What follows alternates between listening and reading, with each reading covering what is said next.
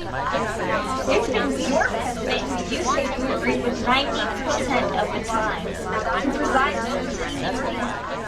It's been your president who you say you agreed with 90%. As president, I will use whatever military force is necessary to protect U.S. citizens and interests around the globe.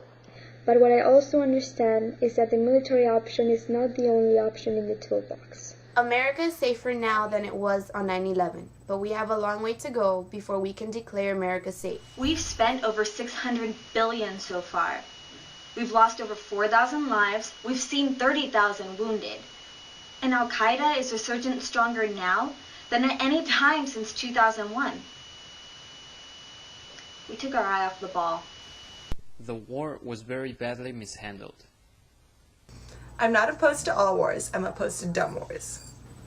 I agree with the president's difficult decision to go to war with Iraq. Too many lives have been lost and too many billions have been spent for us to trust the president on another tried and failed policy, opposed by generals and experts, Democrats and Republicans, Americans, and even the Iraqis themselves. The biggest problem with the American healthcare system is that it costs too much. Businesses and families pay more and more every year to get what they often consider to be inadequate attention or poor care. If we're spending $300 billion on tax cuts for people who don't need them and weren't even asking for them, and we're leaving out healthcare, then I think we have made a bad decision. But I have a fundamental belief in the goodness and strength of the American worker. And the American worker is the most productive, the most innovative. America is still the greatest producer, exporter, and importer. Now, we also have to recognize that this is a final verdict on 8 years of failed economic policies promoted by George Bush, supported by Senator McCain, a theory that basically says that we can shred regulations and consumer protections and give more and more to the most, and somehow prosperity will trickle down. And my campaign is about getting this economy back on track, about creating jobs, about a brighter future for America. And that's what my campaign is about. And I'm not going to raise taxes the way Senator Obama wants to raise taxes in a tough economy. And that's really what this campaign is going to be about. The Constitution can be interpreted in so many ways.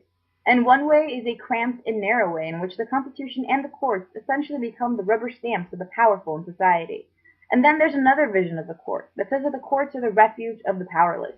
The fact is that businesses in America today are paying the second highest tax rates of anywhere in the world. Our tax rate for businesses in America is 35%. Ireland, it's 11%. We need to cut the business tax rates in America. We need to encourage business. It's been your president who you said you agreed with 90% of the time, who presides over this increase in spending and enormous deficits, and you voted for almost all of his budgets. Yes, Senator Obama, I'm not President Bush. If you wanted to run against President Bush, you should have run 4 years ago. I'm going to give a new direction to this economy in this country. You cannot be a 21st century superpower and act like a 20th century dictatorship. We Republicans came to power to change the government, and government changed us. It's been your president who you say you agreed with 90% of the time. Who presides over this increase. Your president who you say you agreed with 90% of the time.